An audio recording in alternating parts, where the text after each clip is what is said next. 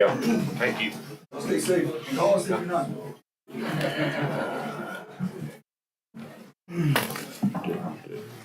Okay. Go down to financials, 2.1, discuss and consider 2023-2024 Sheriff's Office Impressed Fund Audit Report. Well, I was looking here and you're over there, so, all right. I said I was told all is good. You have questions? Okay. Second. Motion by Commissioner Tice, second by Commissioner Hammond. Any questions, comments on it? No? All in favor? Any opposed? Motion carries. So, 3.1 under Road and Bridge has been pulled. So we had one citizen's comment here. Go ahead.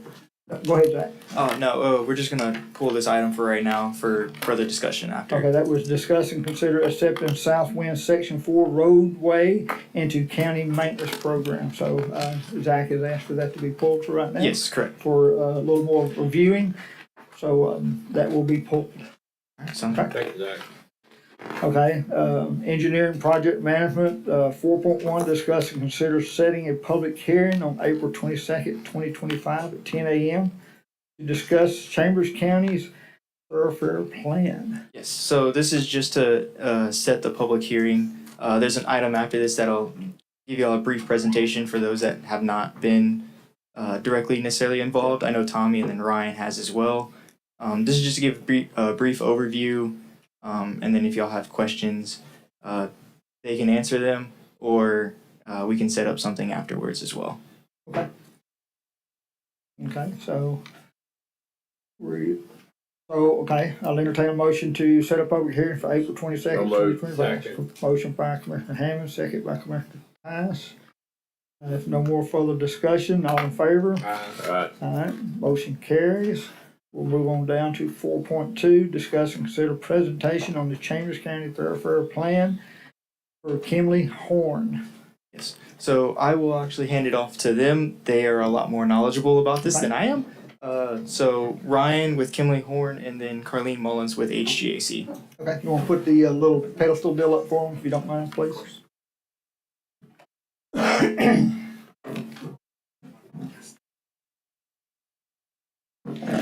Good morning, Commissioners. morning. My name is Carlene Mullins. I am a principal planner at HGAC in the Transportation Department, and we're here today to present to you the draft 2025 Chambers County Thoroughfare Plan.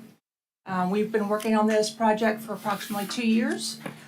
We have conducted public outreach. We've had a steering committee which oversaw the entire process. This committee consisted of non-elected officials throughout the county. They've given us their input throughout the whole process, and today we're going to present to you the process that we've been through to develop the thoroughfare plan and what it will take to be able to enforce a thoroughfare plan. I am also here today with my colleague Caroline Bailey from HGAC and also Ryan Urick. He's with Kimley Horn, and that was the consultant team that developed, that did all the legwork in the project. Ryan? Thank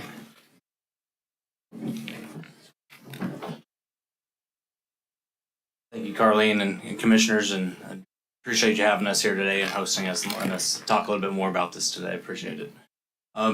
The Chambers County Thoroughfare Plan, the study overall just really important for the county to establish, and really had a really strong team come together along with with Zach and the engineering, as well as the steering committee and the stakeholders that were involved.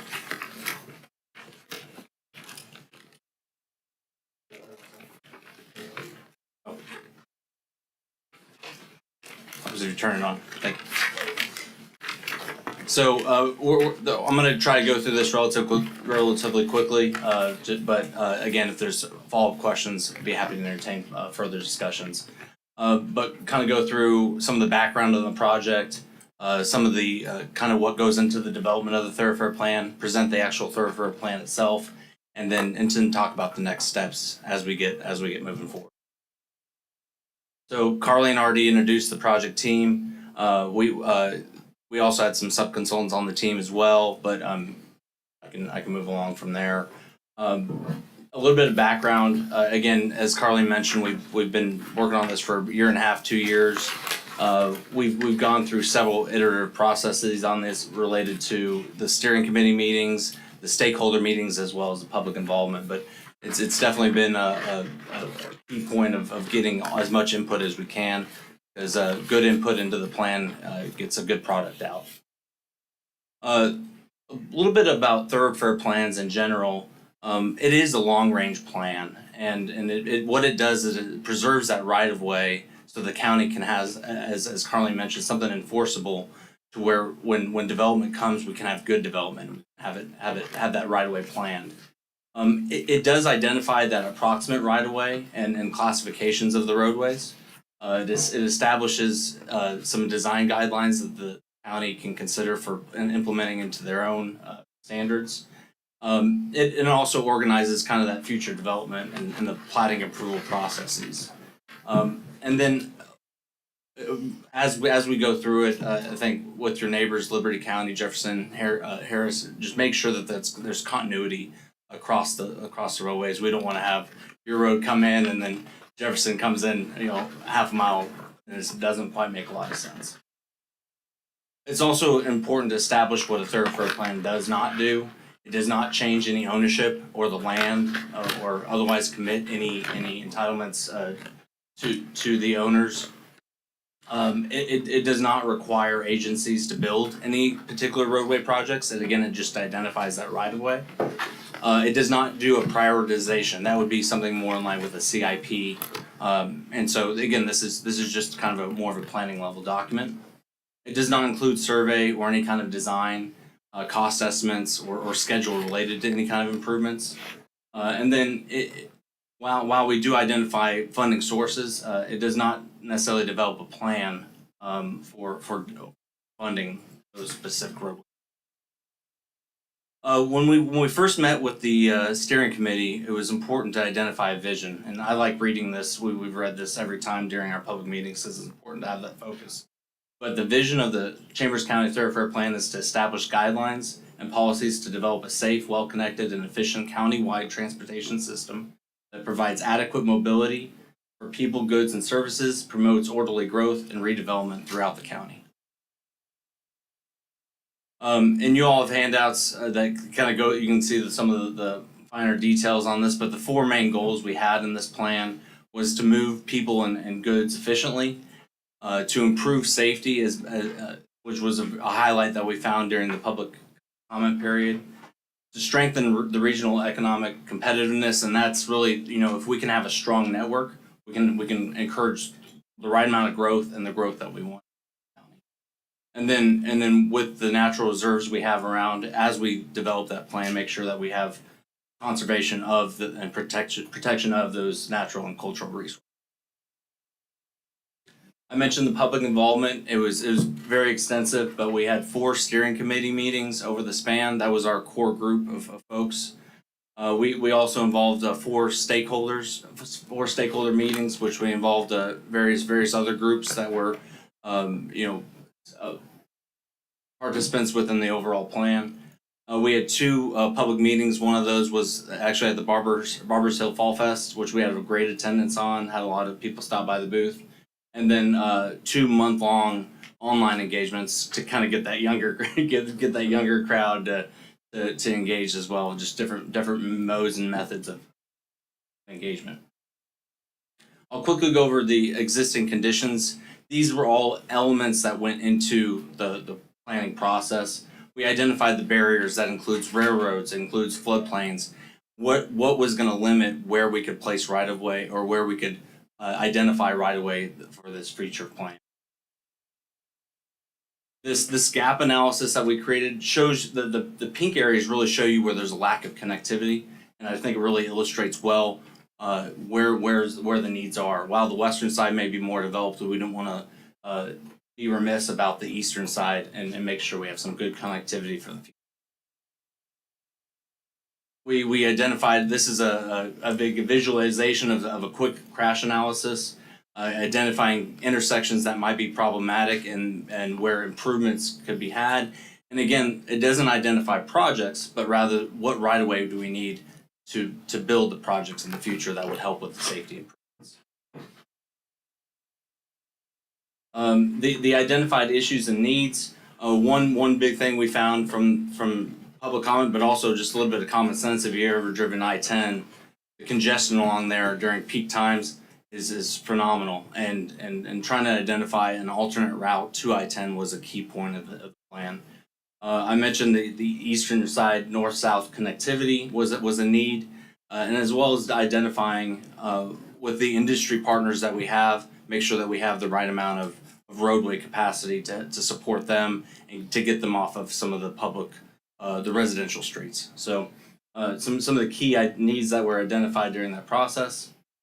And without further ado, the draft 2025 Chambers County Thoroughfare Plan, draft for a reason. We'd love to have any kind of further input, but at the end of the day, we are trying to wrap up the plan for consideration for adoption.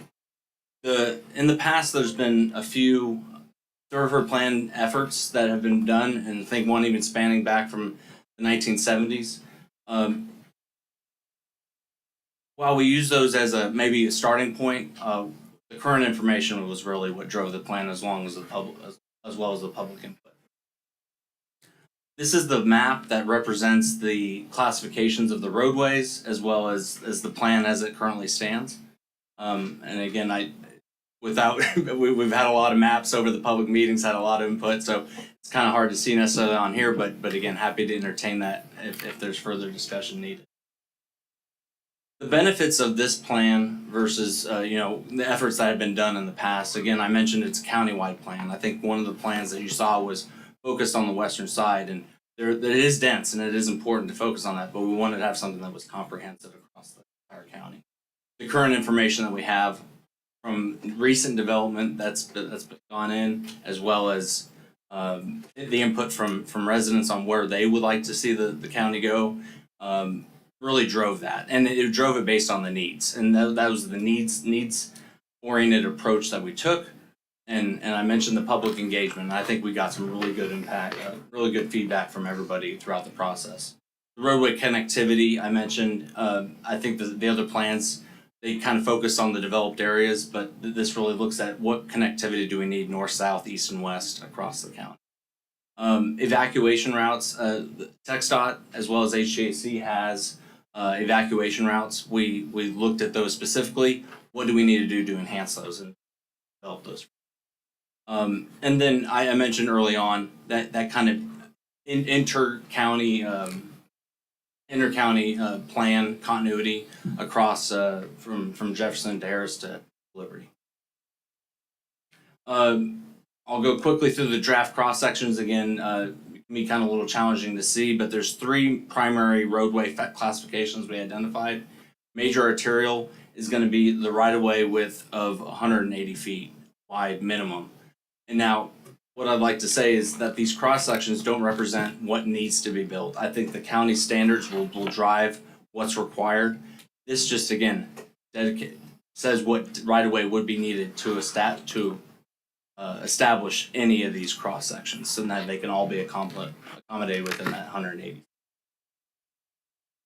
The next was the minor arterial, and that was 120 foot minimum right of way. Again, kind of more context sensitive, getting a smaller cross section, less right of way take, but still meets the needs for that particular roadway type. A lot of these will be very context sensitive about where you are and what you're trying to establish for that area. And last but not least, the collector roads, an 80 foot minimum right of way that would kind of be more of that local context, kind of give you more of that slower feel, maybe accommodate more of the pedestrian bike ped elements that in commercial uses. But again, we could have done 5 more cross sections similar to this, but again, it's just several different options we have within that right away.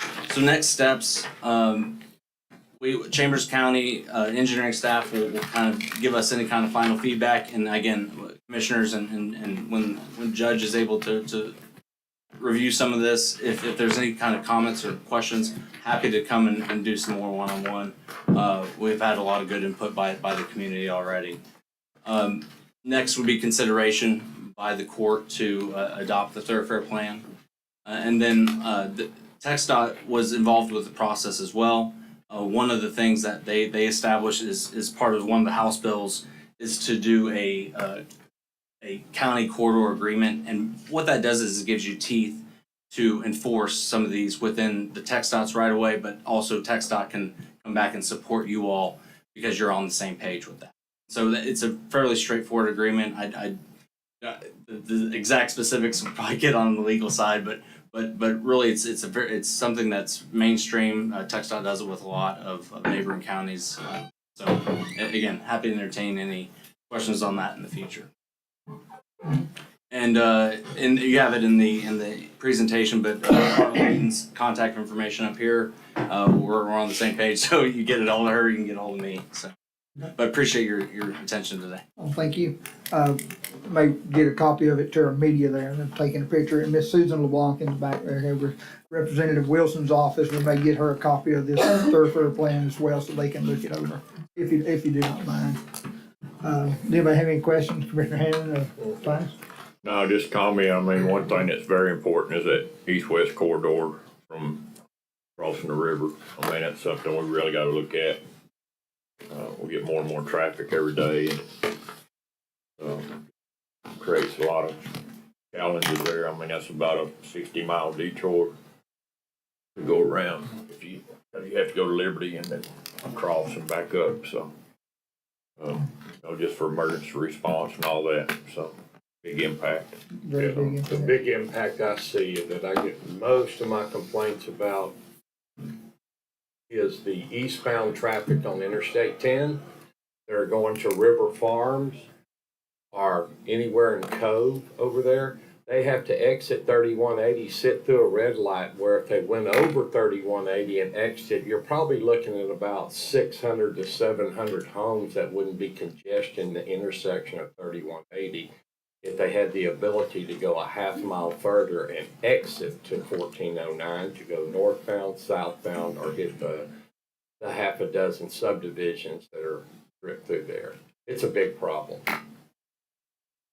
Very good. Note that and take it back. Thank you. Appreciate you. Zach, you have any follow-up? Are you good? Just FYI. Okay. No, we greatly appreciate the effort everybody's putting in to do it, because, I mean, we are the sixth fastest growing county in the nation, so, I mean, it is a challenge every day. Not only with just the amount of traffic that comes through it, the amount of construction. I mean, the county swells to almost twice its size during the daytime, so it's just more traffic on these roads. So, I mean, trying to look down the road to the future, no pun intended, to see what we can do to alleviate some of this traffic congestion. We appreciate that. So, and I appreciate y'all coming out and doing your presentation. Thank you, Commissioners. Thank Appreciate you. it. Just FYI, there's no motion needed on that unless we just want to Yeah. accept it into the record. I mean, that's all. Yeah, it's just to get it in front of y'all. Okay. We appreciate it. Okay, we're gonna move on to 4.3, discuss consider change order number 11 for Texas Material DBA Gulf Coast for Kilgore Parkway in the amount of $31,400 for additional safety items. Yes, so this was a cleanup item for a crash cushion that was added. Okay. It's already installed. It's just the cleanup end of this. It's just tying into a concrete barrier where we had to shorten it up. So Entertain a So motion. moved. Motion by Commissioner Hammond, second by Commissioner Tice. Any questions, comments? If none, all in favor? So is that close out Kilgore Parkway? that should be the last bit. Shouldn't be any more after that one. Good. So we'll get a sheet on it and Yeah, completion. we've already gone through punch sheets, open. This is just the finishing and clean out on our end. Okay. Do we do a follow-up with the contractor and everybody and see what kind of job they've done? Yes. I think we probably need to look at that and see where we initially started as far as bid wise, and we had, I mean, this is change order number 11, see what caused those change orders, and if it was just unforeseen or what it may have been, so we'll maybe improve on that in the future. Yeah, if y'all want, I can kind of get a list of what we've done change order wise and a little explanation either behind Perfect. why we had to do it. If you don't mind. Just an Yeah. overview, yes. Yeah, I can do that. Thank you. Alright, so I already got a motion and a second, so, all in favor? Any opposed? Motion carries. We'll move on down to economic development and tourism. 5.1, discuss and consider a variance request application from CDBG-DR Mint Mod Fund North Anahuac Drainage Project. Ms. Samantha. I was making sure that was on. So this variance request, as you can see in your packet, is pursuant to Article 6, Engineering Guidelines, Appendix F, Roadway Features of the Chambers County Subdivision and Land Development Regulations. Basically, the existing roadways are well below the county's current requirements. They are 16-foot wide, basically two 8-foot travel lanes. We are having to tear up that roadway in order to complete this project. Unfortunately, because of the existing right-of-ways and structures there, we are not going to be able to meet the county's current requirements of a 24-foot roadway. We are, however, dramatically improving what exists. So we're going from 16 to 20 foot. We can't quite make that additional 4 foot. We've talked at length with Zach about this, and he's cool with that. He understands we're kind of doing the best we can. So this is just formalizing that request to you guys to say, hey, is it okay if we do the best that we possibly can? Okay. Motion by Commissioner Tice, second by Commissioner Hammond. Any questions, comments for Samantha on this here? If none, Thank you, Sam. You're welcome. all in favor? Aye. Any opposed? Motion carries. We'll move to 5.2, discuss and consider approving selection architect and engineering grant management contractors related to hazard mitigation grant program DR 4798. Samantha. So this hazard mitigation grant program is through TDM by way of FEMA.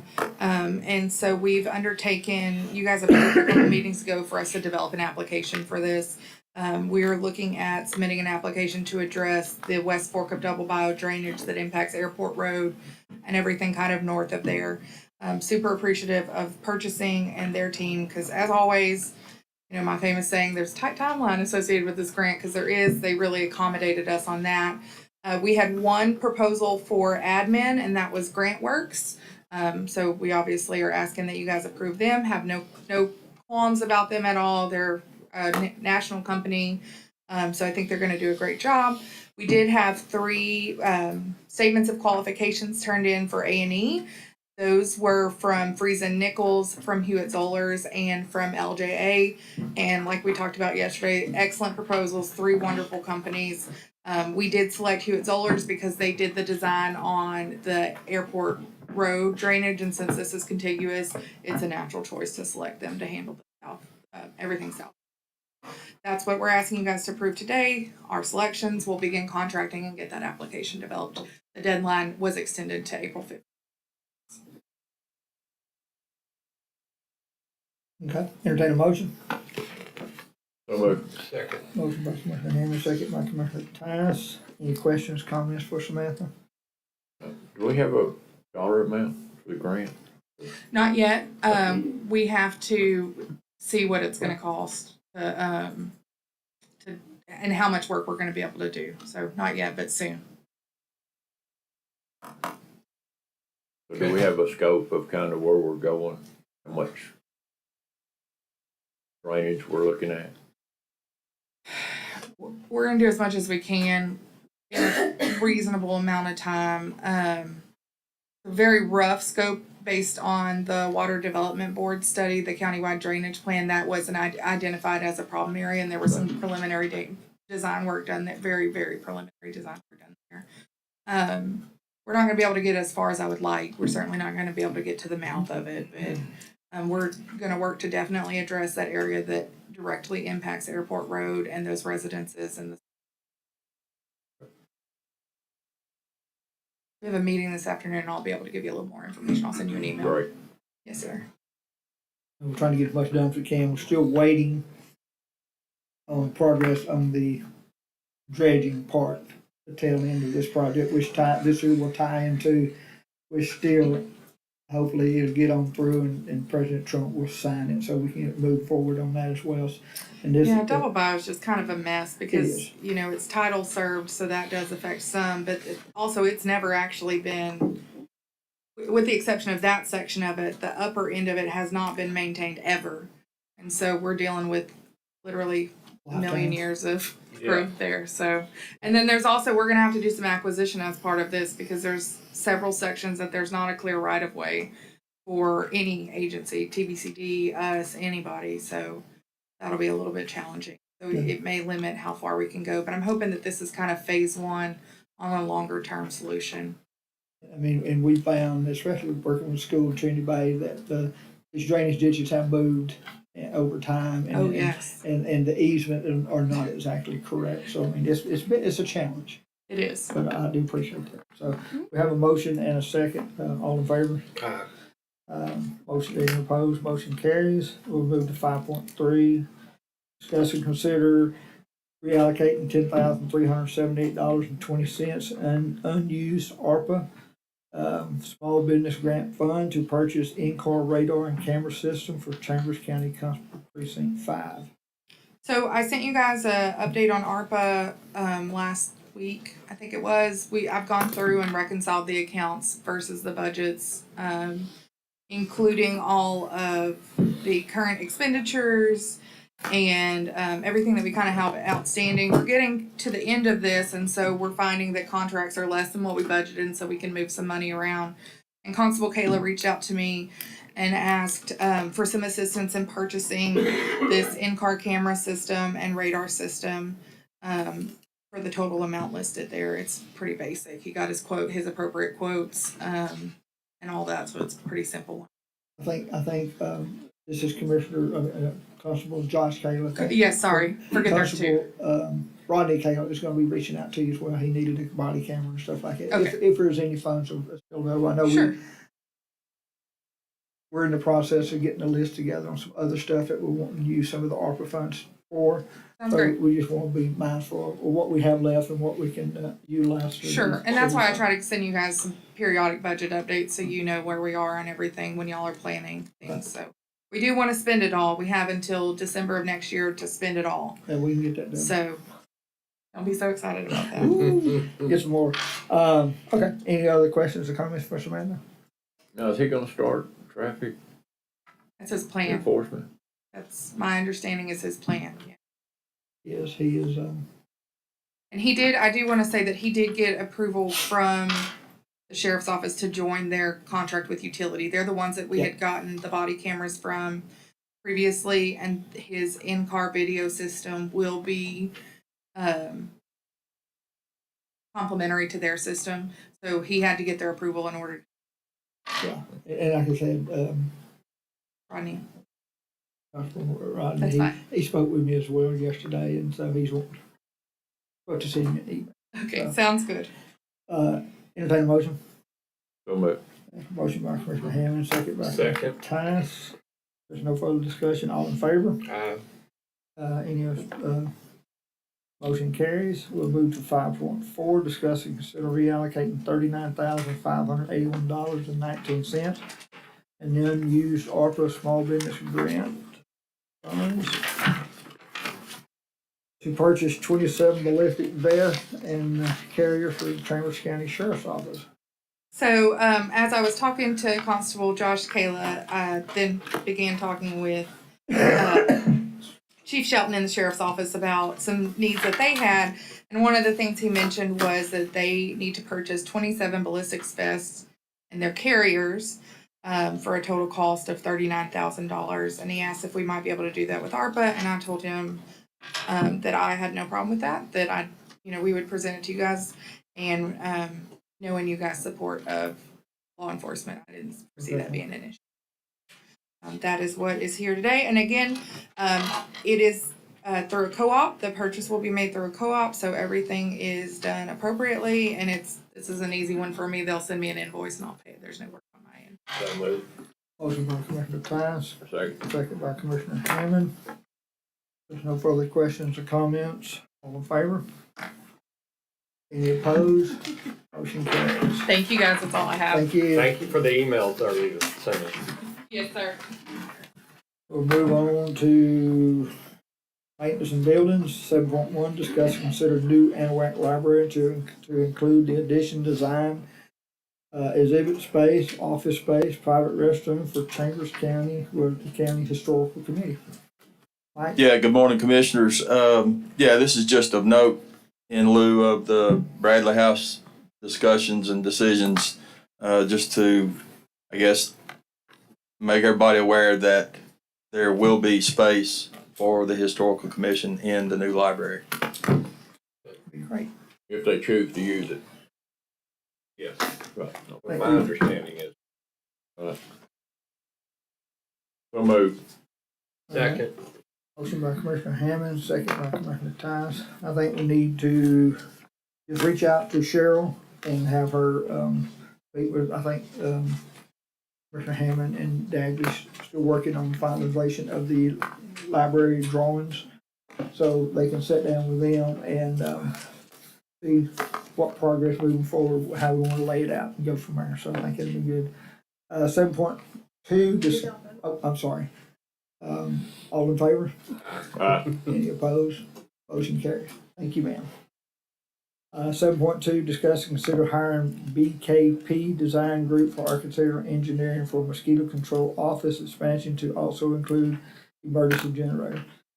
I spoke with Mike about this a little bit yesterday. I don't think there's funding available yet on all this here. So, I mean, I'd like to pull it for right now and talk with Lawrence and them and just see what the exact needs are, if we don't mind, so we can just pull this here and bring it back later. That's fine. We actually discussed this morning. Okay. There are some alternate means and methods I think we might be able to take as far as emergency generator, not so much on the expansion. Right. But right now, there are 2 electrical services over there. I think we can combine those into one, put a docking station in, and if it's imperative that we have emergency generator power, we can either rent one or use one of the ones we have that have already been ordered. And then I think we've discussed this a million times. I just hate to throw a generator up there for something that's not a high priority during a disaster situation that we're still having to pay maintenance and stuff. Right. From what we understand, and again, what we discussed this morning, I think there's some pretty high dollar chemicals that need to be under climate control. So again, we'll get audience with Lawrence and further discuss this. And let's look at it and see what they've been doing up to now, because they haven't had one now. I get it, up but till this now. this was actually talked about when I was hired in 2020. I understand. So anyway, we're gonna pull that and we'll bring it back at a later date or whatever. So we'll move to 7.3, discuss and consider annual preventative maintenance contract for county Kohler manufactured emergency generator with Coastal Power for products in the amount of $25,150. Mike. Yeah, this is our normal maintenance contract we have. So moved. Motion by Commissioner Hammond, second by Second. Commissioner Tice. Any questions or comments for Mike on this? If not, all in favor? Any opposed? Motion carries. We'll move down to safety and emergency. Thank you, Mike. Safety and emergency management, EMS. 10.1, discuss, consider partnering with the Texas General Land Office, Texas Park and Wildlife Department, Chambers County Sheriff's Office to offer county residents the opportunity to dispose of inoperable and direct vessels through the vessel turn-in program. Good morning. Brian. So we have Ricardo Saldana with the Texas General Land Office that would like to say a few words. Got a couple handouts. Sure. Yeah, come over here to the mic. I if you can don't help you with that if you want to. mind. Or Just give them all. Chris, hang on. Okay, he got it.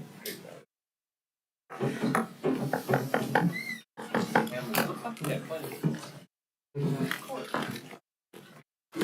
Thank you, sir. Thank you, Ryan. I got 3 more. Little picture up there. Does the media want one? Looks like my boat, Tommy. You hear me? Looks like my boat. Hey, here's your chance. Oh, Galena Park boy. Okay, state your name for the record. My name is Ricardo Saldana. Thank you, Ryan, and thank you, commissioners, for time this morning.